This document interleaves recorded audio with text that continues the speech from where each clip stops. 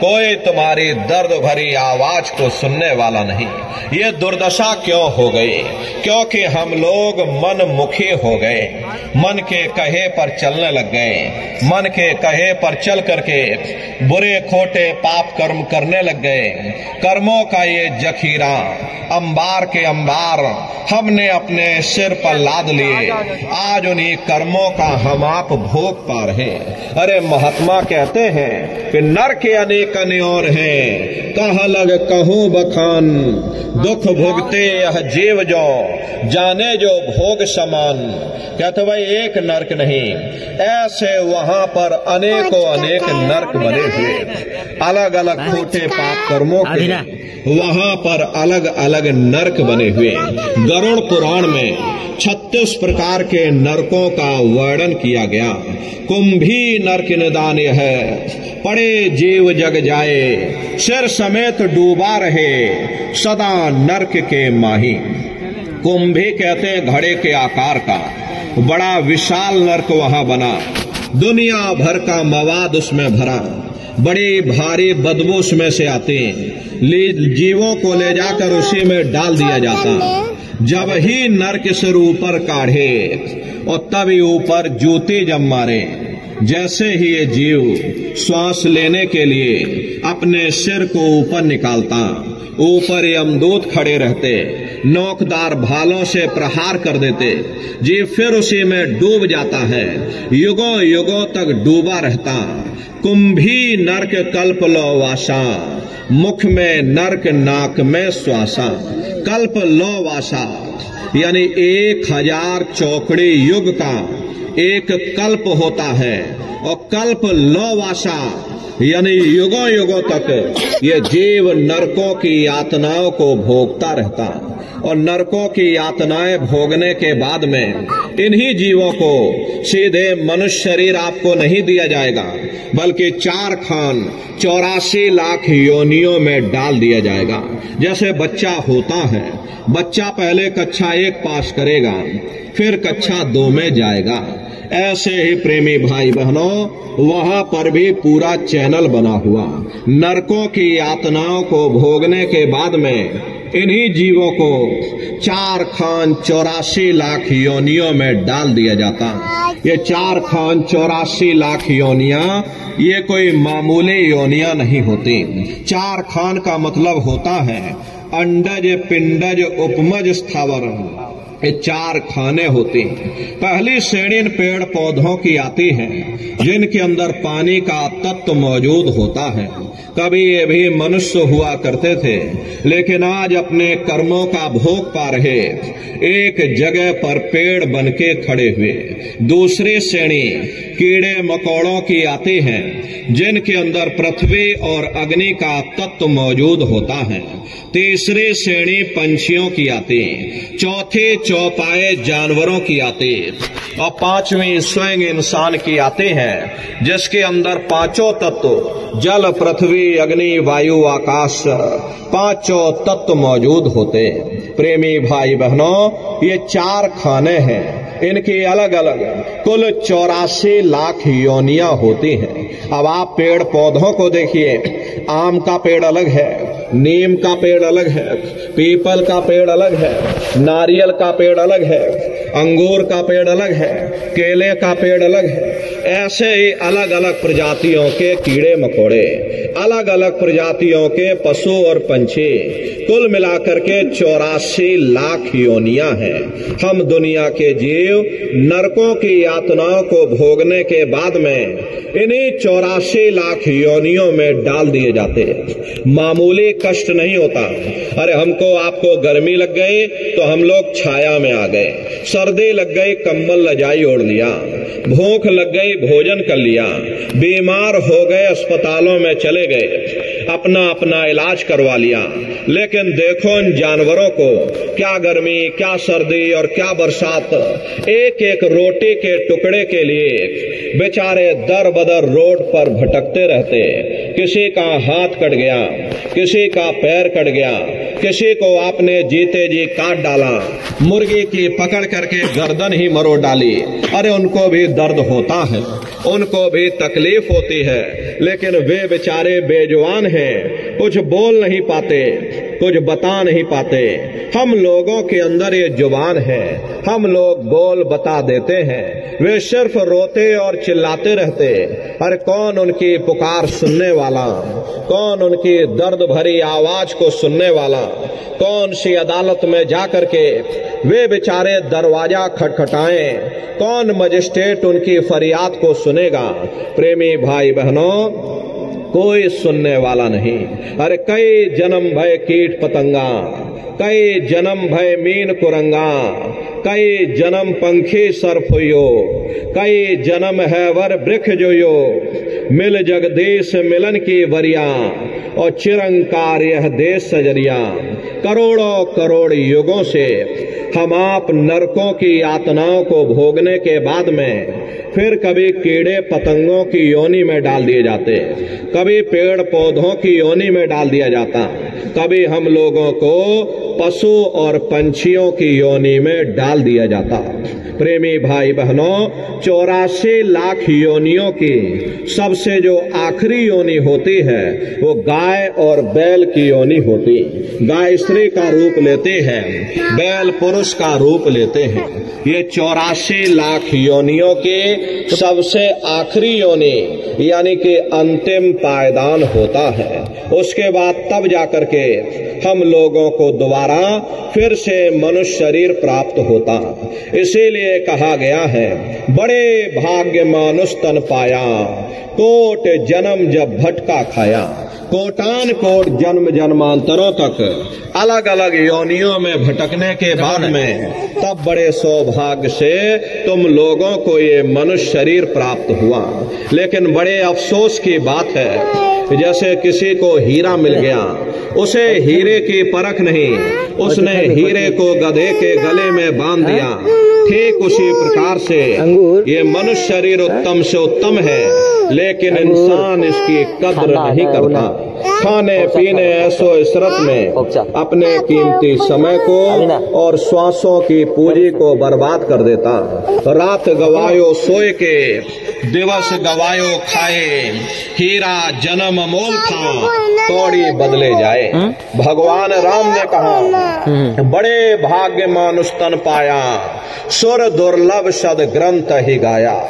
सुर कहते हैं देवताओं को, बड़े से बड़े देवी और देवता भी इस मनुष्य शरीर को पाने के लिए तरसते हैं, क्योंकि इसी मनुष्य रूपी मंदिर में बैठ करके हम उस परमात्मा की भक्ति कर सकते हैं। इसीलिए संतों महात्माओं ने इस पंच भौतिक शरीर को सच्चा हरि मंदिर कहकर याद किया कि हरि मंदिर यह शरीर है, ज्ञान रतन प्रकट हुए, ये असली हरि मंदिर है। जब भी वो परमात्मा मिलेगा इसे हरि मंदिर के अंदर मिलेगा।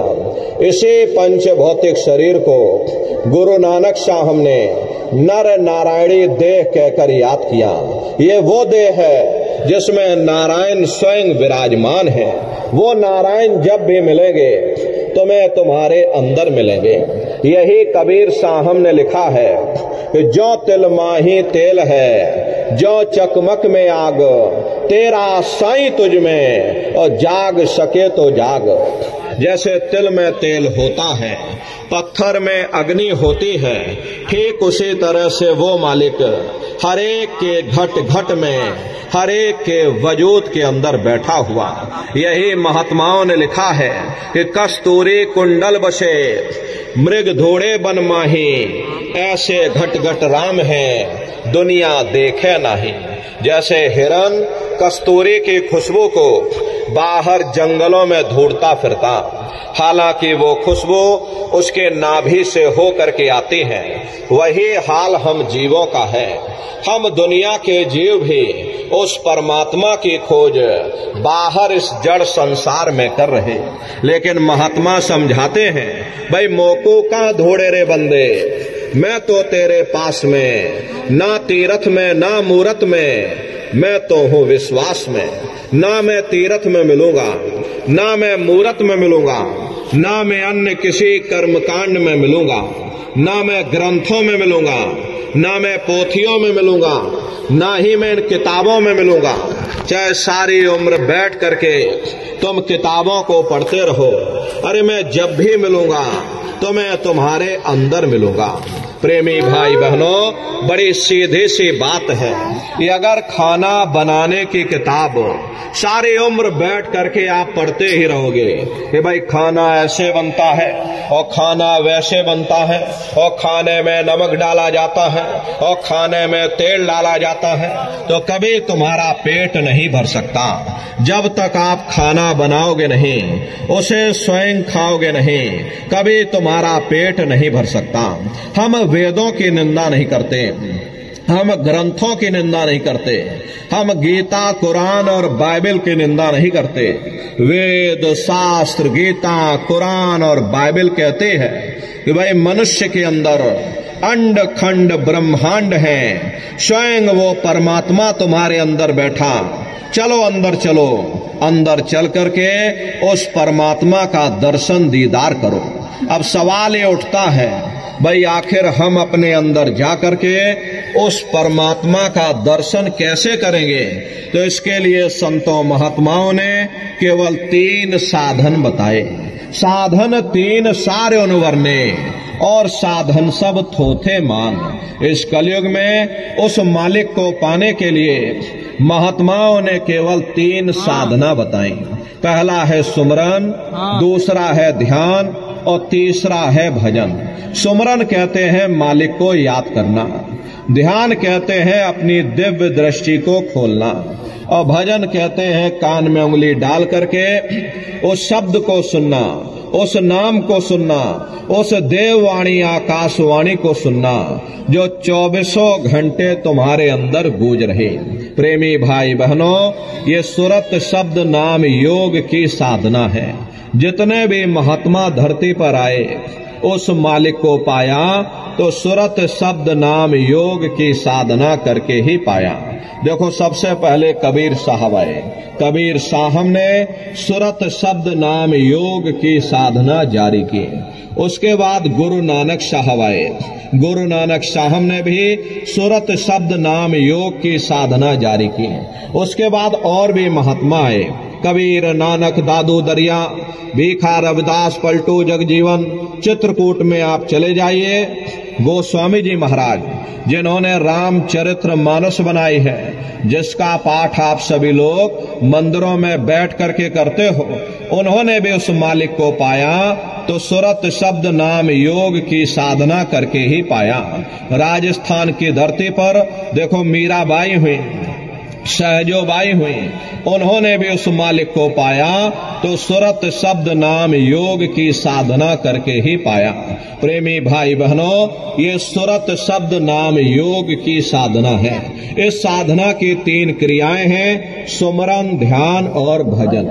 तो कैसे आप लोग सुमरन करोगे, कैसे आप लोग ध्यान करोगे और कैसे आप लोग भजन करोगे, जरा बैठ करके अच्छी तरह समझिएगा और फिर घर पर जा करके करिएगा। तो सबसे पहले सुमरन कैसे किया जाएगा? सुमरन करने के लिए देखिए 108 दाने की माला आप लोग ले लेना। देखिए प्रेमी भाई बहनों, 108 दाने की ये माला है। अपने अपने घरों में बैठ करके बाहर से अपनी आंख को बंद कर देना। दोनों आंखों के मध्य भाग में अपने ध्यान को रोक करके और दाने दाने पर जय गुरुदेव नाम का उच्चारण करिएगा। हर दाने पर जय गुरुदेव नाम, हर दाने पर जय गुरुदेव नाम, जय गुरुदेव, जय गुरुदेव, जय गुरुदेव, कुल 108 बार करिएगा। दोबारा इसी जगह फिर वापस आ जाओगे। जब आप जय गुरुदेव नाम का उच्चारण करोगे तो दोनों आंखों के मध्य भाग में अपने ध्यान को रोक करके और दाने दाने पर जय गुरुदेव नाम का उच्चारण करिएगा। जिसको आप याद कर रहे हो, एक समय ऐसा आएगा वो अंतर में तुम्हारे सामने प्रकट हो जाएगा। उसके स्वरूप को देख लेना, फिर उसी के स्वरूप को याद करके जय गुरुदेव नाम का सुमरन सभी नए प्रेमी भाई बहन करिएगा। दूसरी बार फिर यहीं से जय गुरुदेव नाम का सुमरन तीसरी बार फिर यहीं से जय गुरुदेव नाम का सुमरन। इस तरह से कुल 8 बार जय गुरुदेव नाम का सुमरन सभी नए प्रेमी भाई बहन करिएगा। 8 बार करने के बाद ये माला आप रख देना। प्रेमी भाई बहनों, ये जय गुरुदेव नाम किसी साधारण इंसान का नाम नहीं है, ये स्वयं उस अनामी महाप्रभु का नाम है। समय समय पर संत महात्मा अपने अपने समय पर आकर के अपनी साधना के द्वारा उस मालिक के नाम को जगाते हैं, उस मालिक के नाम को सिद्ध करते हैं। जैसे कबीर साहब आए, कबीर साहब ने साहिब नाम सिद्ध किया। गुरु नानक साहब आए, गुरु नानक साहब ने वाह गुरु नाम सिद्ध किया। प्रेमी भाई बहनों, गोस्वामी जी महाराज आए, गोस्वामी जी महाराज ने राम नाम सिद्ध किया। मीराबाई आई तो मीराबाई ने गिरधर नाम सिद्ध किया। सूरदास जी महाराज आए तो सूरदास जी महाराज ने श्याम नाम सिद्ध किया। इसी तरह से हमारे गुरु महाराज जय गुरुदेव नाम सिद्ध करके गए। जय गुरुदेव नाम का जहाज लगा कर गए। अगर इस जहाज पर सारी दुनिया बैठेगी, ये जहाज सारी दुनिया को पार करेगा। नए जीवों के लिए नामदान को और सरल से सरल किया गया, वरना बहुत से पुराने पुराने प्रेमी हैं। अगर उनसे पूछ लिया जाए कि भाई जरा नाम रूप स्थान गाजे बाजे बता दो, वो तक भूल जाते हैं। अब इतने पुराने हो करके आज तक याद नहीं कर पाए, बड़ा भारी दोष लगता है। इसीलिए नए जीवों के लिए इस रास्ते को और सरल से सरल किया गया। बहुत से बगैर पढ़े लिखे लोग हैं, बूढ़े बुजुर्ग हैं, बच्चे बच्चियां हैं, आसानी से आप लोग समझ जाओ, सुमरन ध्यान भजन कर सको। इसीलिए प्रेमी भाई बहनों, इस रास्ते को और सरल से सरल किया गया। एक है साध है सब सद है, सब साध है सब जाए। पहले अपने गुरु की उंगली पकड़ लो, क्योंकि गुरु तुम्हारा सच्चा रहबर है। भगवान राम ने भी गुरु किया, भगवान कृष्ण ने भी गुरु किया। गुरु बिन भव ने जे तरे न कोई, बगैर गुरु के तुम्हारी ये जीवात्मा इस भवसागर से पार नहीं जा सकती। गुरु गोविंदो खड़े ताके लागू पाई, बलिहारी गुरु आपने जिन गोविंद दियो बताई। महिमा उन्हीं की है जिन्होंने गोविंद को लखा दिया। इसीलिए कहा जाता है गुरुर ब्रह्मा गुरुर विष्णु गुरुर देवो महेश्वरः गुरुर साक्षात पर ब्रह्मा तस्मै श्री गुरुवे नमः। 3 लोक 9 खंड में गुरु से बड़ा न कोई, करता करे न कर सके और गुरु करे सो हुई। इसलिए प्रेमी भाई बहनों, साधना करने से पहले जय गुरुदेव नाम का सुमरन सभी नए प्रेमी भाई बहन करिएगा। सुमरन करने के बाद में फिर आप लोग ध्यान पर बैठिएगा। दूसरा है ध्यान, और ध्यान कहते हैं दृष्टि को एकाग्र करना, अपनी दिव्य दृष्टि को खोलना। तो कैसे आप लोग ध्यान करोगे, जरा अच्छी तरह से समझ लो। अपने अपने घरों में पलथी मार करके आप लोग बैठिएगा। शरीर को टाइट मत करिएगा। बहुत से प्रेमी गलती कर देते हैं कि ध्यान के समय अपने शरीर को बिल्कुल टाइट कर देते हैं। यदि आप अपने शरीर को टाइट कर दोगे, ये शरीर आपका थक जाएगा, फिर शरीर ढीला पड़ जाएगा। इसलिए पहले से ही अपने शरीर को बिल्कुल ढीला छोड़ देना। जितना आराम से बैठोगे उतना आपके लिए अच्छा रहेगा। तो ढीले बदन से आराम से बैठिएगा। आंखों को धीरे से बंद कर लेना। दोनों आंखों के मध्य भाग में दूर सामने देखिएगा, सामने आपको अंधेरा दिखाई देगा। बस उसी अंधेरे में एक जगह पर आप अपनी दृष्टि को एकाग्र करिएगा।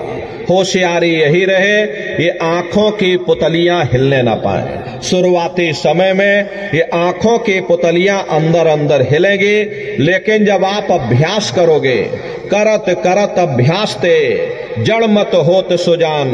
जब अभ्यास करते रहोगे तो आंखों की पुतलियां हिलना बंद हो जाएंगी। तो दूर सामने अंधेरे में एक जगह पर अपनी दृष्टि को रोकिएगा या उस अंधेरे को ही आप देखते रहना। दृष्टि अपने आप अंधेरे में एकाग्र हो जाएगी। उस समय किसी के बारे में सोचना नहीं, किसी के बारे में विचार मत करिएगा। शरीर को बिल्कुल हिलाना डुलाना नहीं। ये विचार करने की आदत हमारे अंदर पहले से पड़ी हुई है। हम किसी भी व्यक्ति को देखते हैं तो देखने से पहले ही हम उसके बारे में तरह तरह के विचार करने लग जाते हैं। रात को सोते समय भी स्वप्न के रूप में हम कुछ ना कुछ विचरण करते ही रहते हैं। या तो हम भविष्य के बारे में सोचेंगे या अपने बीते हुए कल के बारे में सोचेंगे। प्रेमी भाई बहनों, ध्यान के समय ना आपको भविष्य के बारे में सोचना है, ना आपको अपने अतीत के बारे में सोचना है। आपको वर्तमान में जीना है। वर्तमान में जीने का नाम ही ध्यान है। तो आंखों को धीरे से बंद कर लेना। दोनों आंखों के मध्य भाग में दूर सामने देखिएगा, सामने अंधेरा दिखाई देगा। बस उसी अंधेरे में एक जगह पर आप अपनी दृष्टि को एकाग्र करिएगा। होशियारी यही रहे, आंखों की पुतलियां हिलने ना पाए, किसी के बारे में सोचना नहीं, किसी के बारे में विचार मत करना, शरीर को बिल्कुल हिलाना डुलाना नहीं। शून्य हो करके बस सामने अंधेरे को देखते रहो।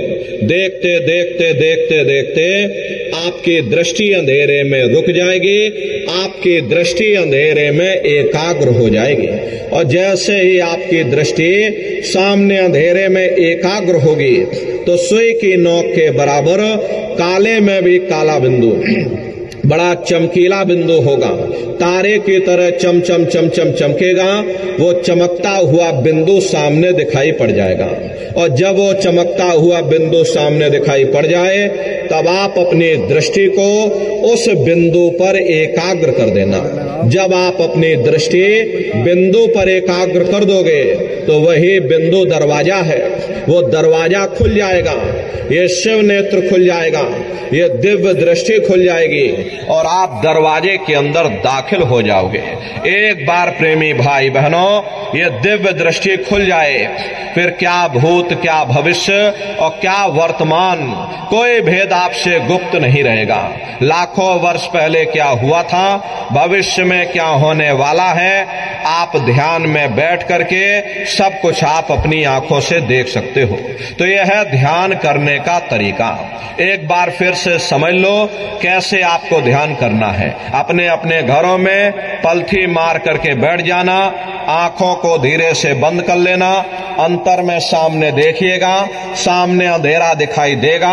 बस उसी अंधेरे में एक जगह पर अपनी दृष्टि को रोकिएगा या उस अंधेरे को ही आप देखते रहना।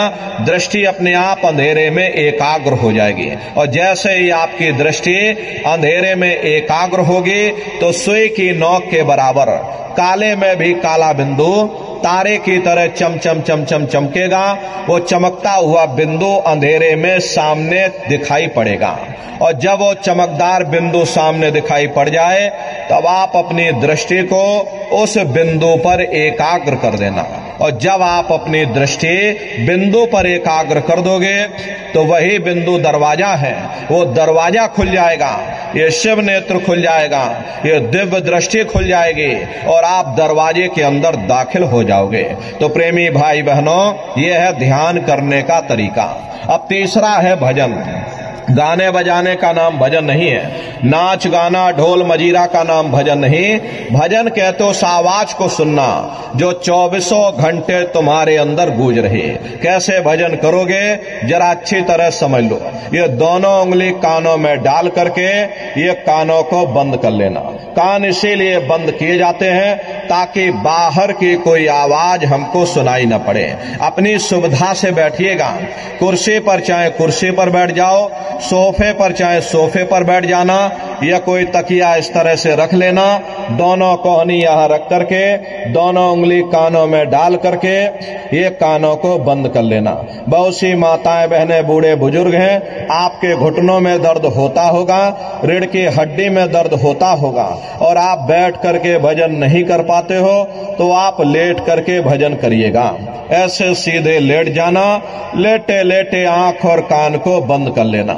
मतलब तो आंख और कान को बंद करना है, चाहे आप लेट करके करो या चाहे आप बैठ करके करो। यही कहा गया, आंख कान मुख बंद कराओ, अनहद झिंगा शब्द सुनाओ। यानी पहले अपनी आंख को बंद करो, अपने मुख को बंद करो, दोनों उंगली कानों में डाल करके ये कानों को बंद कर लो और ऊंचे से ऊंचा ध्यान दे करके उस आवाज को सुनने की कोशिश करो। प्रेमी भाई बहनों, जब आप अपने कानों को बंद करके अंतर में गौर से आवाज को सुनोगे तो आपको ऐसा अनुभव होगा कि कहीं सीटी जैसी आवाज हमारे कानों में बज रही। टी इस तरह से सीटी जैसी आवाज शुरू में आप सभी को सुनाई पड़ेगी। करना कुछ नहीं है, लेटे हो चाहे बैठे हो, बस आप उस आवाज को सुनते रहना और सुनते सुनते उसी में लीन हो जाओ। जब आप उसमें लीन हो जाओगे तो कुछ समय बाद में दोबारा आपको अनुभव होगा कि कहीं बड़ी दूर से एक महीन आवाज, घंटे और शंख की आवाज हमारे कानों में बज रही। जैसे मंदिरों में घंटे शंख की आवाज गूंजती है, टन टन टन, इसी तरह से घंटे और शंख की आवाज आपको अपने अंदर सुनाई पड़ेगी। उसी घंटे शंख की आवाज को महात्माओं ने शब्द कहा। अरे आपके धर्म पुस्तकों में लिखा है कि पोथी पढ़ पढ़ जग मुआ, पंडित भया न कोई, 2.5 अक्षर प्रेम का, पढ़े सो पंडित हुई। दुनिया वाले कहते हैं कि 2.5 अक्षर का मतलब प्रेम है। अरे प्रेम नहीं है, प्रेम में तो मात्रा लगी हुई। यहाँ पर जिस 2.5 अक्षर का वर्णन उन महात्माओं ने किया है वो है शब्द शा आदा बा और दा। उसी शब्द को महात्माओं ने नाम कहा। कलयुग जोग न जग न ज्ञाना, एक आधार नाम गुण गाना। कलयुग में ना योग है, ना यज्ञ है, ना ये ज्ञान है, तो कलयुग में क्या है? रामचरित्र मानस में लिखा है, कलयुग केवल नाम आधारा, सुमेर सुमेर नर उतर ही पारा। कलयुग में केवल नाम का आधार है, वो नाम तुम्हारे अंदर 24 घंटे गूंज रहा। तो उसी घंटे शंख की आवाज को महात्माओं ने शब्द या नाम कहा। वो आवाज आपको सुनाई पड़ेगी, लेकिन शुरुआती समय में आपको ऐसा मालूम पड़ेगा कि कहीं बड़े दूर पर घंटियां बज रही, टन टन टन, लेकिन सुनाई हरेक को पड़ेगी। प्रेमी भाई बहनों, जब घंटे और शंख की आवाज आपको सुनाई पड़ने लग जाए तब आप सीटी की आवाज को छोड़ देना और घंटे शंख की आवाज को पकड़ लेना, उसको आप सुनने लग जाना। जब आप उसको सुनने लग जाओगे तो वो आवाज धीरे धीरे बढ़ना शुरू होगी और बढ़ते बढ़ते इस कदर बढ़ेगी कि आपके रोम रोम में घंटे और शंख की आवाज गूंजने लग जाएगी।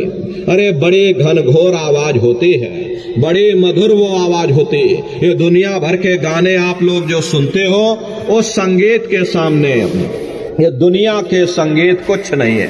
जब आप उस संगीत को सुनोगे इतना भारी आनंद आपके ऊपर छा जाएगा, इतनी खुशी आपको होगी, अरे ऐसा नशा आपके ऊपर चढ़ जाएगा कि आप सारी दुनिया को भूल जाओगे। अरे प्रेमी भाई बहनों, शंकर भगवान को वही नशा चढ़ा था। शंकर भगवान कोई गांजा भांग नहीं पीते थे। ये तो हमने आपने शंकर भगवान को भी बदनाम कर दिया कि शंकर भगवान गांजा भांग पीते थे तो चलो हम भी गांजा भांग पिएंगे। लेकिन नन्नारियों, शंकर भगवान ने कभी गांजा भांग नहीं पिया। शंकर भगवान जिस नशे में लीन रहते थे वो नाम का नशा था, वो ध्यान का नशा था, वो भक्ति का नशा था। जब आप उस आवाज को सुनोगे तो आपको भी वो नशा चढ़ जाएगा, क्योंकि उस आवाज में चुंबक है। जब आप उस आवाज को सुनोगे तो वो आवाज आपको अपनी ओर खींचेगी, और जब खिंचाव होगा तो जीवात्मा का फैला हुआ प्रकाश ये 9 दरवाजों से सिमटने लगेगा। अब ये 9 दरवाजे कौन कौन से हैं? देखो प्रेमी भाई बहनों, 2 आंख, 2 कान, 2 नाक के सुराख, 1 मुंह और 2 मलमूत्र का रास्ता, ये शरीर के 9 दरवाजे हैं। सबसे पहला दरवाजा गुदा चक्र आता है। गुदा चक्र में गणेश जी वास करते हैं। गणेश जी वहां के मालिक हैं। ये 4 दल का कवल है। यहाँ पर पृथ्वी तत्व पाया जाता है। उसके ऊपर इंद्रिय चक्र आता है। इंद्रिय चक्र में ब्रह्मा जी वास करते हैं। ब्रह्मा जी वहां के मालिक हैं। ये 6 दल का कवल है। यहाँ पर जल तत्व पाया जाता है। उसके ऊपर ये नाभि चक्र आता है। नाभि चक्र में विष्णु जी वास करते हैं। विष्णु जी यहाँ के मालिक हैं। ये 8 दल का कवल है। यहाँ पर अग्नि तत्व पाया जाता है। उसके ऊपर ये हृदय चक्र आता है। हृदय चक्र में शिव जी वास करते हैं। शिव जी यहाँ के मालिक हैं। ये 12 दल का कवल है। यहाँ पर वायु तत्व पाया जाता है। अरे वास तो वो ऊपरी मंडलों में, ऊपरी लोकों में करते हैं, लेकिन उनका प्रकाश, उनकी किरणें इन चक्रों पर पड़ती हैं। उसी के ऊपर एक कंठ चक्र आता है। यहाँ पर आद्या महाशक्ति की किरणें पड़ती हैं। ये 16 दल का कवल है। और आप सबसे ऊपर, तुम्हारी जीवात्मा सबसे ऊपर दोनों आंखों के मध्य भाग में बैठी है, जहां पर देवियां बिंदी लगाती हैं और पुरुष जहां पर ये टीका लगाते हैं। ये बिंदी और टीका यहाँ पर हम लोग इसीलिए लगाते हैं क्योंकि यहीं पर हमारी जीवात्मा बैठी है, उसका श्रृंगार किया जाता है। ये 10वां द्वार है जहां पर तुम्हारी जीवात्मा बैठी हुई। इसी 10वें दरवाजे पर बैठ करके जीवात्मा अपने प्रकाश को 9 दरवाजों में फैलाती है, जिससे आपका ये शरीर चलता, आपके हाथ और आपके पैर चलते हैं। जब आप भजन करोगे और घंटे शंख की आवाज को सुनोगे तो उस आवाज में चुंबक है, वो आवाज आपको अपनी ओर खींचेगी। और जब खिंचाव होगा तो जीवात्मा का फैला हुआ प्रकाश 9 दरवाजों से सिमट करके यही 10वें दरवाजे पर इकट्ठा हो जाएगा। और जैसे ही सारी शक्ति, सारी चेतना सिमट करके यहाँ पर इकट्ठी हुई तो शब्द क्या काम करेगा? शब्द तुम्हारी जीवात्मा को खींच करके इस शरीर से बाहर कर देगा। फिर आप अपनी आंखों से देखिएगा कि हमारा शरीर ये है और हम ये खड़े। आप अपने शरीर से अलग हो जाओगे। जैसे चिड़िया होती है, चिड़िया घोंसले से निकल करके आसमानों की उड़ान भरती है, शाम को फिर अपने घोंसले में आ जाती है। ऐसे ही तुम्हारी ये जीवात्मा इस शरीर रूपी घोंसले से निकल करके ब्रह्मांडों की सैर करेगी। पलक झपकते यह जीवात्मा खरबों योजन ऊपर चली जाती है। ये चांद, सूरज, सितारों को पार करने के बाद सबसे पहले जो आपको लोक मिलेगा उसे महात्माओं ने शिवलोक कहा। शिवलोक तमोगुणी स्थान है, वहां के मालिक शिव जी हैं। वो पार्वती जी के साथ उस लोक में विराजमान है। शिव जी का दर्शन करने के बाद फिर जब आप ऊपर चढ़ोगे उसी के ऊपर ब्रह्मा जी का लोक आएगा। ब्रह्मा जी का लोक वो रजोगुणी स्थान है, वहां के मालिक ब्रह्मा जी हैं। वो गायत्री, सावित्री और सरस्वती के साथ उस लोक में विराजमान है। और ब्रह्मा जी का दर्शन करने के बाद फिर जब आप ऊपर चढ़ोगे उसी के ऊपर विष्णु लोक आएगा। विष्णु लोक वो सतोगुणी स्थान है, वहां के मालिक विष्णु जी हैं। उनका बड़ा मनमोहक स्वरूप है। उनकी 4 भुजाएं हैं और चारों भुजाओं में शंख, गदा, पद्म और चक्र सुशोभित है। और आप क्षीर सागर में लक्ष्मी जी के साथ विराजमान हैं। ये तीनों देवता ब्रह्मा, विष्णु, महादेव अपने अपने लोक में बैठ करके राज कर रहे। एक रचयिता है जो हम जीवों को रचता है, एक पालनहार है जो हम जीवों जीवों को पालता है, एक संहार करता है जो हम जीवों को नष्ट कर देता। इनकी जो माता है वो आद्या महाशक्ति है। ब्रह्मा विष्णु महादेव लोक के ऊपर वो आद्या महाशक्ति का लोक आता है, और उसी लोक को पार करने के बाद सबसे पहला देश आपको मिलेगा जिसे महात्माओं ने सहस दल कवल कहा।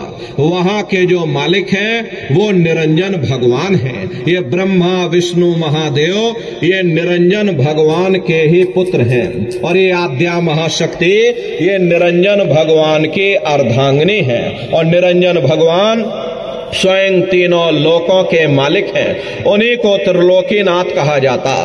हिंदू उन्हीं को परमात्मा कहते हैं। प्रेमी भाई बहनों, घंटे और शंख की आवाज जो हर इंसान के अंदर गूंज रही, वो आवाज उन्हीं के मुखार बिंद से हो रही। निरंजन भगवान का जो स्वरूप है वो ज्योतिष स्वरूप है। हजार बाती की अखंड ज्योति वहां पर बराबर जल रही। अरे हम लोग मंदिरों में देखो ज्योत जलाते हैं, आपकी ये ज्योति घंटे 2 घंटे में जल करके बुझ जाएगी। इस ज्योति में तेल की जरूरत पड़ती है, बाती की जरूरत पड़ती है, लेकिन वो अखंड ज्योति वहां पर ऐसी जल रही जिसमें ना तेल की जरूरत है और ना बाती की जरूरत है। अरे महात्माओं ने लिखा है, उल्टा कुआ गगन में तिसमें जरे चिराग, तिसमें जरे चिराग, बिना रोगन बिन बाती, 6 ऋतु 12 मास जरत रहे दिन राती। सतगुर मिले जो होए ताहि की नजर में आवे, बिन सतगुर नहीं कोई वाह को दर्शावे। वो अखंड ज्योति ऐसी है जिससे पूरा ब्रह्मांड प्रकाशवान हो रहा। जितनी भी अवतारी शक्ति आई, अरे भगवान राम आए, राम को वहीं से नीचे उतारा गया। इसीलिए उस देश को अयोध्या नगरी या कौशलपुर देश भी कहा गया। गोस्वामी जी महाराज जब साधना करके वहां पहुंचे, तभी गोस्वामी जी महाराज ने रामचरित्र मानस में लिख दिया। देखो प्रेमी भाई बहनों, रामचरित्र मानस में गोस्वामी जी महाराज ने जो भी लिखा है वो सब अंतर का भेद लिखा, बाहर का यहां उन्होंने कुछ नहीं लिखा। जब उन्होंने साधना किया, साधना करके जब ऊपर गए, ऊपर जा करके जब भगवान राम का दर्शन किया, तो उन्होंने रामचरित्र मानस में हम जीवों को बताने के लिए लिख दिया। प्रेमी भाई बहनों, हम लोग ऊपर गए नहीं, हम लोगों ने कुछ देखा नहीं, इसीलिए आप अर्थों को समझ नहीं पाते हो और अर्थ का अनर्थ कर देते। तो क्या लिखा गोस्वामी जी महाराज ने? देखिए, गोस्वामी जी महाराज रामचरित्र मानस में लिखते हैं कि मूदो नैन त्रिशत में भयो, पुन चितवत कौशलपुर गयो। जब मैंने अपने बाहर के नैन बंद किए, मेरे अंतर की आंख खुल गई और मैं क्या देख रहा हूं? मैं प्रेमी भाई बहनों, मैं ऊपर पहुंच गया राम भगवान के देश में। मोहे विलोक राम मुस्काई, मुझे देख करके भगवान राम प्रसन्न हो गए। उन्होंने ऊपर जाने का मुझे रास्ता दे दिया। मैं ऊपर जा करके क्या देख रहा हूं? उधर माज सुनेंडज राया, देखे बहु ब्रह्मांड निकाया, अति विचित्र तह लोके अनेका, रचना अधिक एक तेका। विचित्र विचित्र भांत के वहां पर लोक बने हुए, एक से बढ़कर एक सुंदर सोने के वहां पर महल बने जिनकी शोभा अवर्णीय है। प्रेमी भाई बहनों, वो असली अयोध्या नगरी है। और जब आप लोग साधना करके वहां पहुंचोगे, उस अयोध्या नगरी का जब आप दर्शन करोगे, राम भगवान का दर्शन करोगे, तो देखते रह जाओगे ये क्या ईश्वर की लीला है, कैसे उसकी कारीगरी है, अनंत उसकी सत्ता है, अनंत ही उसका प्रकाश है। हरे नर नारियों, उसी आनंद को पा करके बड़े बड़े राजे महाराजाओं ने अपने राजकाज पर ठोकरें मार दी और जंगलों में जाकर के नंगे हो करके नाचने लगे। इतना आनंद, इतनी खुशी उन साधकों को होती है। अरे मीराबाई को जब वो दौलत मिल गई, मीराबाई ने अपना राजपाट छोड़ दिया और मीराबाई कहने लगी, मैं मिल जाए पाए पे अपना, तब मेरे पीर बुझानी, मेरा सुरत शब्द सहलानी। कबीर साहब को जब वो दौलत मिल गई और अन्य महात्माओं को जब वो दौलत मिल गई, उन्होंने ऊपर चढ़ करके भगवान राम के देश को देखा तो कलम तोड़ करके लिख दिया, अचरज देखा भारी साधो, अचरज देखा भारी रे, और बिना बजाए निस्दिन बाजे, घंटा शंख नगारी रे, बहरा सुन सुन मस्त होता है, और तन की खबर बिसारी रे, और बिन भूमि के महल बना है, तामे जो तो जारी रे, अंधा देख देख सुख पावे, बात बतावे सारी रे, जीता मरकर फिर जी जावे, बिन भोजन बलधारी रे, ब्रह्मानंद संत जन बिरला, कोई समझे बात हमारी रे। प्रेमी भाई बहनों, वो असली अयोध्या नगरी है, वो भगवान राम का असली देश है। अरे राम जी का दर्शन करने के बाद फिर तुम्हारी यही जीवात्मा दूसरे मंडल की आवाज को पकड़ करके और दूसरे मंडल की चढ़ाई करेगी। श्याम तज श्वेत को गहना, सुरत को तान धुन सुनना, बंक के द्वार धस बैठो और त्रिकुटी जाए कर लेना। उसी के ऊपर दूसरा देश आता है जिसे महात्माओं ने त्रिकुटी देश कहा। वहां के जो मालिक हैं वो ब्रह्म हैं, वहीं से मन और माया की उत्पत्ति हुई, वहीं से तीन गुण रजोगुण तमोगुण सतोगुण, तीनों गुणों की उत्पत्ति वहीं से हुई। ये जो आपके वेद हैं, वेदों की उत्पत्ति उसी स्थान से हुई है। अरे महात्मा कहते हैं कि त्रिकुटी महल में विद्या सारा, घर हर गरजे बजे नगारा, लाल वरण सूरज उजियारा। वहां पर दो धुने, बादलों की गर्जन और मृदंग की आवाज उस लोक में गूंजती रहती है। जैसे पहले स्थान पर राम भगवान के देश में घंटे और शंख की आवाज गूंजती है, ऐसे दूसरे मंडल पर यानी कि ब्रह्म के देश में बादलों की गर्जन और मृदंग वहां पर बजता रहता, ओम का जाप बराबर वहां होता रहता। ब्रह्म का जो स्वरूप है लाल वरण सूरज उजियारा। ये सूरज कुछ नहीं है, ऐसे तुम लाखों लाख सूर्य इकट्ठे करोगे तो वहां का एक सूर्य बनेगा। प्रेमी भाई बहनों, ब्रह्म का जो स्वरूप है वो सुबह के लाल सूर्य के समान है, इसीलिए वहां का पूरा ब्रह्मांड लाल है। जहां तक आपकी निगाह जाएगी ब्रह्म देश में चारों तरफ आपको लाल ही लाल नजर आएगा। महात्मा जब साधना करके वहां पहुंचे तभी महात्माओं ने लिख दिया, लाली मेरे लाल की जित देखूं तो लाल, लाली देखन में गई मैं भी हो गई लाल। वो पूरा ब्रह्मांड लाल है। जितने साधक वहां पहुंच जाते हैं उन सभी को योगेश्वर कहा जाता है। योगेश्वर की पदवी उन्हीं को मिलती है जो ब्रह्म स्थान तक पहुंच रखते हैं। जैसे व्यास जी हुए, वशिष्ठ जी हुए, वाल्मीकि जी हुए, इन सब के पहुंच वहीं तक थी। इसीलिए कहा गया कि वाल्मीकि भय ब्रह्म समाना। जब इनकी जीवात्मा वहां पहुंची और जब इन्होंने ब्रह्म का दर्शन किया तो इनका स्वरूप भी ब्रह्म के समान यानी कि ब्रह्म स्वरूप हो गया। तो जितने साधक वहां पहुंच जाते हैं उन सभी को योगेश्वर कहा जाता है। योगेश्वर भगवान श्री कृष्ण उसी देश में वास करते हैं। ये जो ब्रह्म देश है वो श्री कृष्ण भगवान का ही देश है और श्री कृष्ण भगवान वहीं पर रहते हैं। प्रेमी भाई बहनों, श्री कृष्ण भगवान का दर्शन करने के बाद फिर तुम्हारी यही जीवात्मा तीसरे मंडल की आवाज को पकड़ करके और तीसरे मंडल की चढ़ाई करेगी।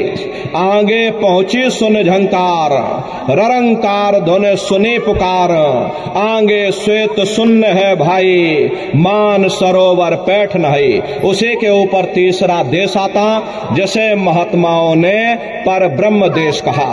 वहां के जो मालिक हैं वो प्रेमी भाई बहनों पर ब्रह्म पुरुष है। वहां किंगरी और सारंगी दो धुनें उस लोक में गूंजती रहती है। प्रेमी भाई बहनों, रारंग पुरुष का जो स्वरूप है वो पूर्णमासी के चंद्रमा के समान बड़ा ही मनमोहक स्वरूप है। इसी स्थान पर एक बहुत बड़ा अमृत का सरोवर है जिसे महात्माओं ने मान सरोवर कहा।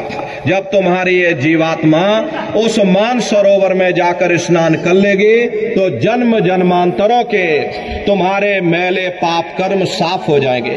अरे यहाँ के पानी से तुम्हारे कर्मों की सफाई नहीं होने वाली, ये बाहर का पानी तुम्हारे शरीर के मैल को धो सकता, लेकिन जो पापों का मैल है, जो अंतःकरण में ये जो कर्मों की गंदगी आपने अपने ऊपर लाद रखी, वो जब साफ होगी जब आप तीसरे मंडल पर पहुंच करके उस अमृत के सरोवर में स्नान करोगे। उसमें स्नान करने के बाद ये जीवात्मा हंस रूप हो जाती है। हंसन मिले हंसा हो जाए, मिले जो अमी आहारा है। जीवात्मा का खुद का प्रकाश उस अमृत के सरोवर में स्नान करने के बाद 16 सूर्य के बराबर हो जाता। तो फिर यही जीवात्मा चौथे मंडल के शब्द को पकड़ करके चौथे मंडल की चढ़ाई करती है। 2 पर्वत के संग निहारो, भंवर गुफा ते संत पुकारो।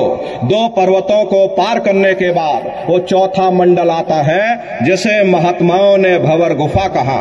वहां के जो मालिक हैं वो सोहंग पुरुष हैं। वहां बंसी यानी मुरली की मधुर ध्वनियां सदा उस लोक में उच्चारण होती रहती। और सोहंग पुरुष का दर्शन करने के बाद ताके परे धाम सतनामा, बीन बजे सतलोक ठिकाना। सोहंग देश के ऊपर वो 5वां देश आता है जिसे महात्माओं ने सचखंड देश कहा।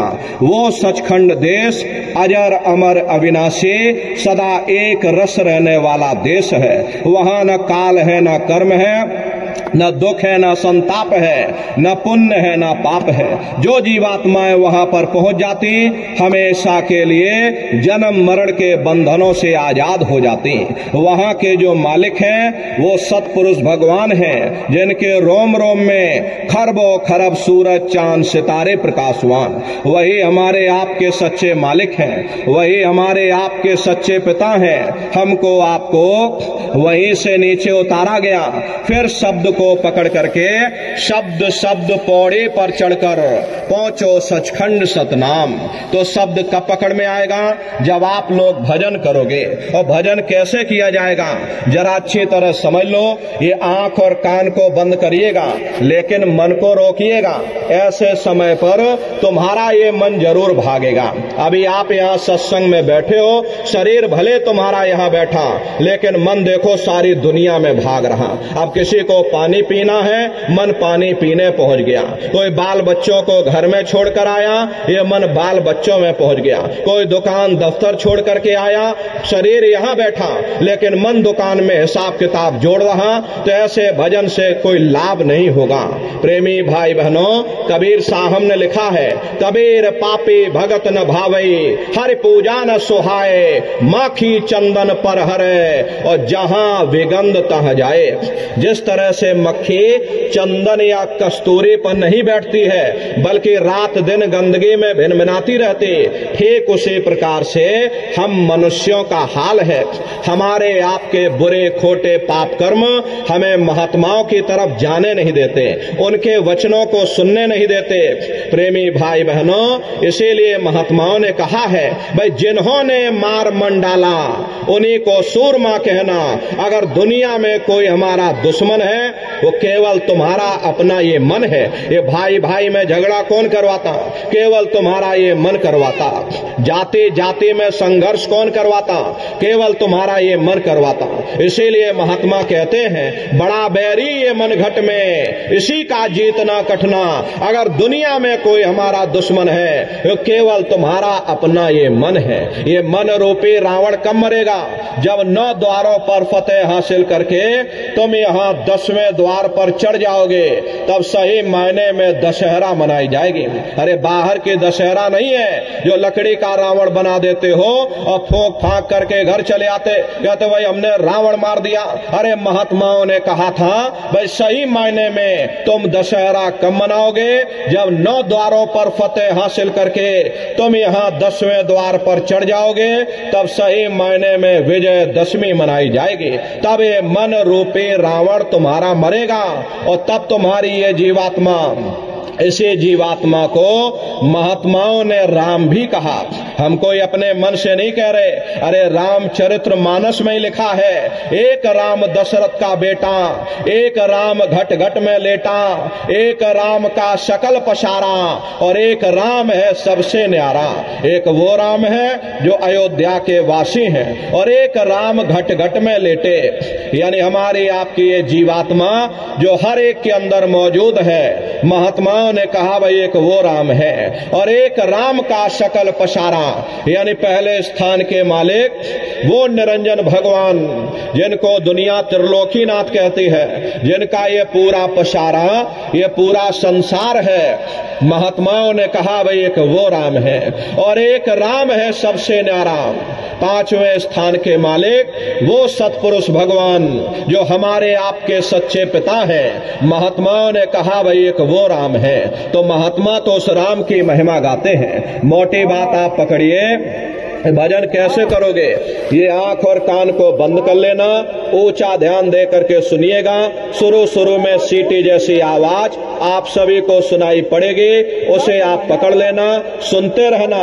कुछ समय बाद में दोबारा आपको अनुभव होगा कि कहीं बड़ी दूर से एक महीन आवाज, घंटे और शंख की आवाज हमारे कानों में बज रही, और जब घंटे शंख की आवाज आपको सुनाई पड़ने लग जाए तब आप सीटी की आवाज को छोड़ देना और घंटे शंख की आवाज को पकड़ लेना।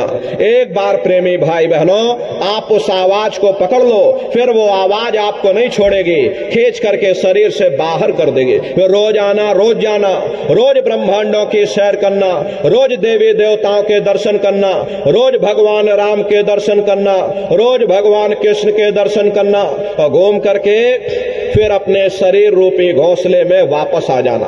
तो सुमरन, ध्यान और भजन, तीन क्रियाएं आपको बताई गई। रास्ता सच्चा है, नित्य नियम से करिएगा।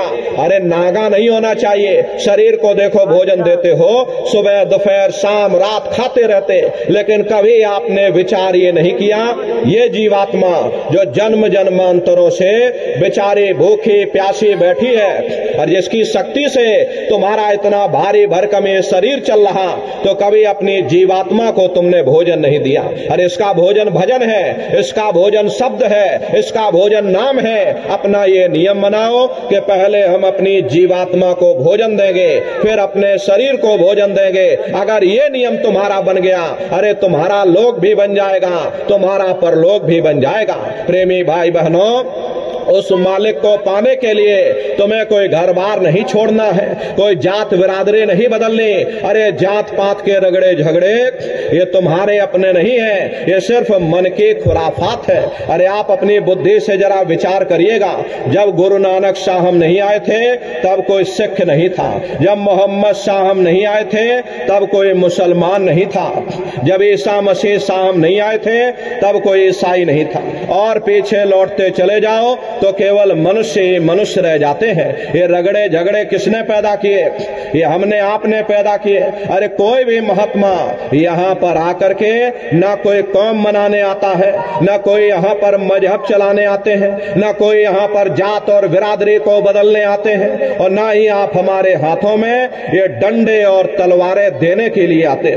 अरे आप तो सच्चा मार्ग, सनातन मार्ग समझाने के लिए इस धरा भूमि पर शरीर रूप में अवतरित होते हैं। हरे प्रेमी भाई बहनों, सुपच जाति के भंगी थे, रैदास जी महाराज जाति के हरिजन थे, और मीराबाई जाति की छत्राणी थी। अगर वे सब उस मालिक को प्राप्त कर सकते हैं तो आप भी उस मालिक को प्राप्त कर सकते हो। महात्मा कोई जात बिरादरी नहीं देखते, महात्मा कोई ऊंच नीच नहीं देखते, महात्मा कोई भेदभाव नहीं करते। अगर महात्माओं ने भेदभाव किया होता तो देखो भगवान राम जंगलों में रहने वाली आदिवासी महिला शबरी का जूठा बेर और भगवान राम नहीं खाते। जाति पात पूछे नहीं कोई, हर का भजे सो हर का हुई। लोग यहाँ जात पात बनाते बनाते मर गए, लेकिन ऐ नर नारियों, जब तुम्हारी ये जीवात्मा इस मनुष्य रूपी चोले को छोड़ करके ऊपर जब आप धर्मराज की कचहरी में पहुंचोगे, वहां ना आपसे ये पूछा जाएगा भाई तुम के जात जाति के हो, या तुम किस कौम के हो, या तुम किस मजहब के हो, अरे भाई तुम हिंदू हो या मुसलमान हो, तुम हिंदुस्तान से आए हो या तुम पाकिस्तान से आए हो, अरे वहां तुम्हारे कर्म देखे जाएंगे, भक्ति भाव देखा जाएगा, मालिक से मिलने का प्रेम और प्यार देखा जाएगा। इसीलिए महात्मा समझाते हैं भाई मालिक को पाने के लिए तुम्हें कोई जात बिरादरी नहीं बदलनी, तुम्हें कोई घर परिवार नहीं छोड़ना। अरे भाई तुम अपने अपने घर परिवार में रहो, अपने अपने बाल बच्चों के साथ रहो, अपने अपने समाज में रहो, समाज के रीत नीति के अनुसार रहो, मेहनत और ईमानदारी से काम करो और 24 घंटे में घंटा 2 घंटा अपनी जीवात्मा के कल्याण के लिए सुरत शब्द नाम की कमाई यानी सुमरन ध्यान और भजन करिएगा। यही दौलत तुम्हारे काम आएगी और बाकी सब यहीं पड़ा रह जाएगा। सोए की एक नोक भी तुम्हारे साथ में जाने वाली नहीं है। अरे बड़े बड़े राजे महाराजे आए, सारी जिंदगी उन्होंने ये किला बनाते बनाते गुजार दिया। आज उनके किलों को जाकर देखिए, आज खंडहर बने पड़े हुए। विश्व विजेता सिकंदर सारी दुनिया पर राज करने का ख्वाब देखता था, वो भी मुट्ठी खोल करके चला गया। अरे कोई क्या साथ लेकर जाएगा? जो चीज तुम्हारे साथ में जाने वाली वो केवल परमात्मा की भक्ति है। इसलिए प्रेमी भाई बहनों, वो दौलत कमा लो जो अंत समय तुम्हारे काम आवे, वरना ये समय तुम्हारा निकलता जा रहा, ये 100 के पूंजी ये दिन प्रतिदिन कम होती जा रही। एक समय ऐसा आएगा, अरे बुलबुला तुम्हारा फूट जाएगा, फिर न जाने ये मनुष्य शरीर तुमको मिले न मिले, अरे भटकते रह जाओगे युगों युगों के लिए उन नरकों और 84 में। इसलिए प्रेमी भाई बहनों, अहो भाग्य है आपका, आपको ये मौका मिल गया, ये मनुष्य शरीर मिल गया। इस मनुष्य रूपी मंदिर में बैठ करके वो आत्मधन कमा लो जिससे तुम्हारी जीवात्मा का कल्याण हो जावे। तो सुमरन ध्यान और भजन नित्य नियम से आप लोग करिएगा। और देखो प्रेमी भाई बहनों, हमारी आपसे प्रार्थना है कि आप सभी लोग शाकाहारी रहिएगा, क्योंकि हमारे गुरु महाराज ने शाकाहार पर विशेष जोर दिया। गुरु महाराज हमारे कहते थे, ये बच्चे बच्चियों तुम लोग शाकाहारी रहना, शाकाहार का प्रचार करते रहना, इसी से देश और दुनिया में भारी परिवर्तन होगा। प्रेमी भाई बहनों, अरे परिवर्तन कोई कानून बनाने से नहीं होता, परिवर्तन कोई आंदोलन या तोड़फोड़ करने से नहीं होता। परिवर्तन तब होता है जब लोगों के विचार बदलते, लोगों की भावनाएं बदलती हैं, और विचार जब बदलेंगे जब लोगों का खान पान शुद्ध होगा। अरे देसी कहावत है, जैसा खाए अन्न वैसा होए मन। जब इंसान पशुव्रती भोजन करेगा उसकी बुद्धि स्वतः ही पशुओं जैसी हो जाएगी। फिर जिस शराब के नशे में माँ बहन बेटी की पहचान खत्म हो जाए, उस शराब को पी करके यह कैसे पता चलेगा कि क्या अच्छा और क्या बुरा है। यही कारण है कि आज घर समाज में ये दुनिया भर के अत्याचार और दुनिया भर के व्यभिचार फैले हुए। अरे हम लोग देखो मंदिर बनवाते हैं, उन मंदिरों में नहा धो करके जाते, कहते भाई परमात्मा के रहने की जगह है, हमको नहा धो करके जाना चाहिए, फूल अगरबत्ती ले जाना चाहिए। कोई उन मंदिरों में कूड़ा कचड़ा नहीं डालता। अगर कूड़ा कचड़ा डालोगे तो आपस में लाठियां चल जाएगी। फिर ये जो हरि मंदिर है, ये पंचलिक शरीर जैसे महात्माओं ने हरि मंदिर कहा, इसमें तुम हाड़ मांस के लोथड़े डालते हो, इसमें तुम शराब के कतरे डालते हो। अपने बनाए हुए मंदिर की आप कदर करोगे और परमात्मा के बनाए हुए इस हरि मंदिर को आपने जीते जी कब्रिस्तान बना दिया तो सख्त सजा मिलेगी। अरे महात्माओं ने लिखा है, तिल भर मच्छी खाई के कोट गऊ दे दान, काशी करवट जा मरे निश्चय नरक निदान। यदि तिल भर भी मच्छी खा करके फिर चाहे कोटान कोट तुम गऊओं का दान करो और काशी में जाकर के मत्था रगड़ते रगड़ते अपनी पूरी जिंदगी वहां गुजार दो, फिर भी तुमको तुम्हारे गुनाहों की सजा मिलेगी, कोई बच नहीं सकता, क्योंकि ये कर्म भूमि है। देखिए इस कर्म भूमि पर भगवान राम और कृष्ण तक नहीं बच पाए। उस समय बाली को छिप करके बाण मारा था और वही बाली कृष्ण अवतार में बहेलिया बन करके आ गया। कृष्ण भगवान के पैरों में पद्म चमकता था, हिरण की आंख समझ करके अब बहेलिये ने निशाना मार दिया और जब पास में जा करके देखा कृष्ण भगवान थे। अफसोस करने लगे, लेकिन कृष्ण भगवान ने उसको समझाया, इसमें तुम्हारा कोई दोष नहीं। उस समय हमने तुमको मारा, आज तुमने हमको मार दिया, हमारा तुम्हारा बदला पूरा हो गया। कर्म प्रधान विश्व रच राखा, जो जस करे सो तस फल चाखा। ये कर्मों का ऐसा देश है, यहाँ तुम जैसे बीज बोगे वैसे फसल काटोगे। इसलिए प्रेमी भाई बहनों, हमारी आपसे प्रार्थना है कि आप लोग शाकाहारी रहिएगा। अरे तरह तरह की बीमारियां जो आज के समय में आ रही है, इसका मुख्य कारण एक ही है, लोगों का खान पान गंदा हो गया। अरे इंसानों के खून में जब जानवरों का खून मिल जाएगा, इंसानों के अंदर जब जानवरों के कीटाणु पहुंच जाएंगे, तो ना जानवरों की दवा काम में आएगी, ना इंसानों की दवा काम में आएगी। तो परिणाम क्या होगा? ऐसी महामारियां फैलेंगी। इसलिए प्रेमी भाई बहनों, आपसे हमारी प्रार्थना है कि आप लोग शाकाहारी रहिए। कोई ऐसा नशा मत करना जिससे बुद्धि आपकी पागल हो जाए और घर में माँ बहन बेटे की पहचान खो दो। अरे आप अपने आप को कट्टर हिंदू मानते हो, अरे भाई हम कट्टर हिंदू हैं, हमसे बड़ा सनातनी दुनिया में कोई नहीं, हम धर्म के ठेकेदार हैं, हम भगवान राम को मानने वाले, और हम बजरंगबली को मानने वाले, और हम भगवान कृष्ण को मानने। अरे भाई आप राम को मानते हो और आप कृष्ण को मानते हो, तो उनके आदर्शों पर भी चलना सीखो। भगवान राम ने कभी नहीं कहा कि तुम मांस खाओ, या भगवान कृष्ण ने कभी नहीं कहा कि तुम शराब पियो। देवी देवता अवतार हुए, सभी यही कह करके गए, अहिंसा परमो धर्मा। अगर हमने किसी को बनाया नहीं तो मिटाने का अधिकार हमारे पास नहीं। अरे आप इंसान हो, इंसान का काम है दया करने का, दया धर्म का मूल है। इसलिए आप जीवों पर रहम करो, रूहों पर रहम करो। सभी लोग शाकाहारी रहना, शाकाहार का प्रचार अपने अपने क्षेत्रों में बराबर आप लोग करते रहिएगा। अरे सतयुग कैसे आएगा, राम राज कैसे आएगा? राम राज कोई नारा लगाने से नहीं आएगा, राम राज कोई भाषण देने से नहीं आएगा। राम राज जब आएगा जब लोगों के अंदर अच्छे विचार आएंगे। वरना राम के समय में भी रावण जैसे असुर होते थे, कृष्ण के समय में भी कंस जैसे असुर होते थे। अरे तब भी लड़ाइयां होती थी, तब भी युद्ध हुआ करते थे। राम राज का मतलब है अच्छे विचारों का आना, और अच्छे विचार जब आएंगे जब हर इंसान मानव धर्म का पालन करेगा। अरे मानव धर्म क्या कहता है? सत्य, दया, हिंसा, प्रेम और करुणा, यही मानव धर्म का आधार है। और जब मानव के अंदर मानवता आ जाएगी, मानव के अंदर दया आ जाएगी, मानव के अंदर करुणा आ जाएगी, ये मानव दूसरों की पीड़ा को अपनी पीड़ा समझने लग जाएगा। जब इंसान के अंदर इंसानियत आ जाएगी, तब सही मायने में देश में राम राज आ जाएगा। इसीलिए महात्माओं ने कहा है, भाई राम राज को लाना है तो पहले मानव धर्म अपनाना है, मानव को पहले मानव धर्म अपनाना पड़ेगा।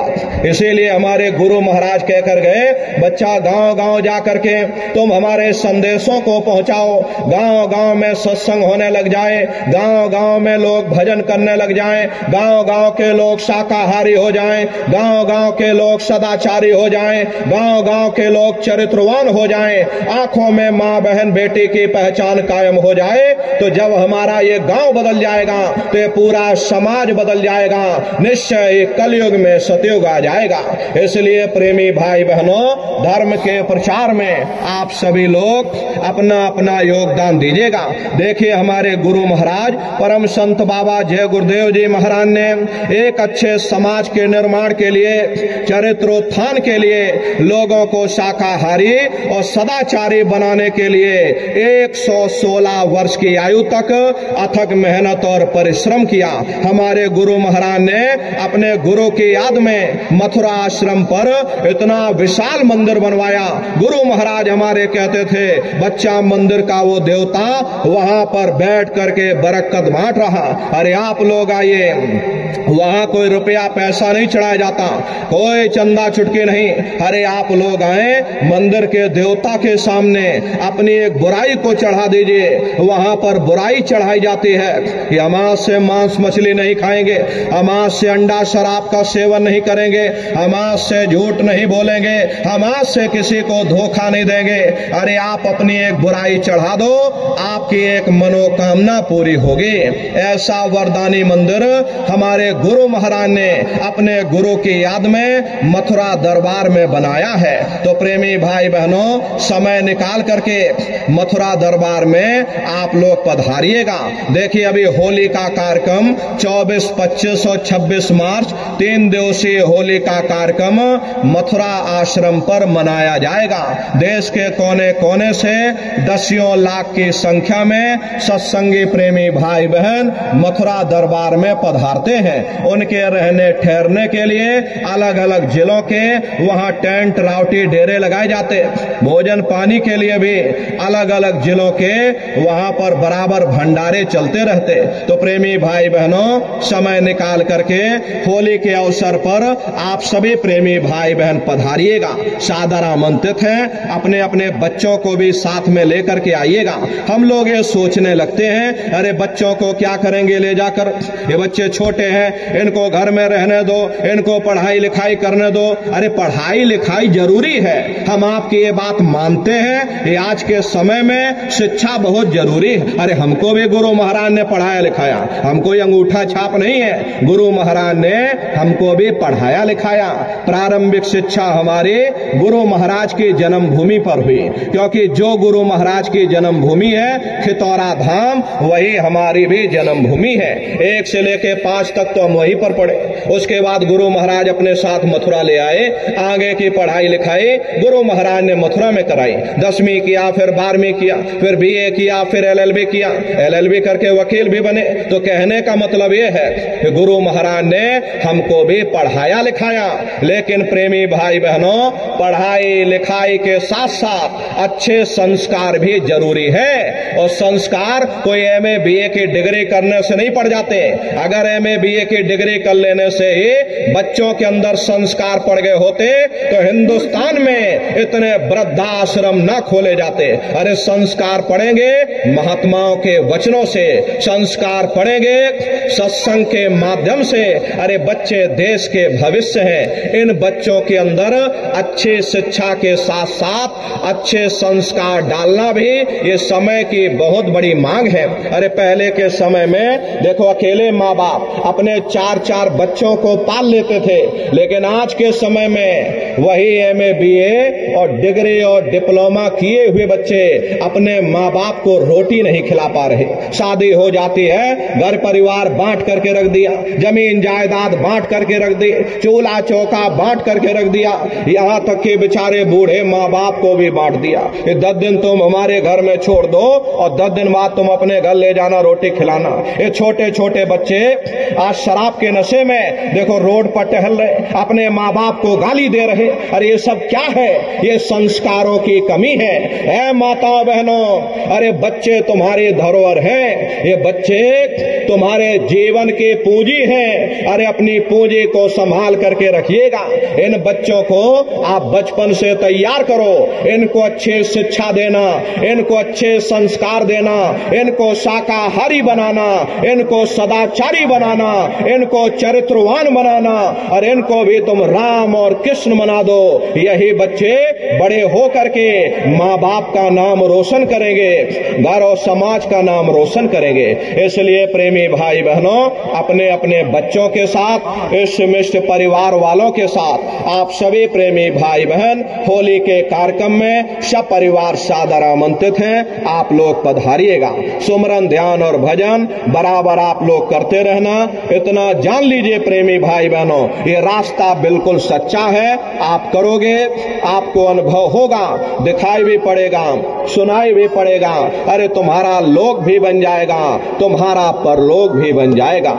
इसी के साथ अब हम अपनी वाणी को विराम देते हैं। आप लोगों ने अपना कीमती समय हमको दिया, इसके लिए आप सभी प्रेमी भाई बहनों को बहुत बहुत साधुवाद है। कहने सुनने में यदि हमसे कोई गलती भूल भूल चूक हुई हो, अरे हम तो छोटे हैं, आप सभी लोग, हमारी माताएं बहनें बूढ़े बुजुर्ग, हमको छोटा समझ करके आप सभी प्रेमी भाई बहन हमको क्षमा करिएगा।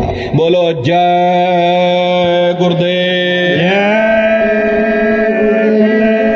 आप सभी लोग खड़े हो जाइए, सभी लोग खड़े हो करके मालिक के पावन नाम का सभी प्रेमी भाई बहन प्रेम से उच्चारण करेंगे। बोलो जय गुरुदेव,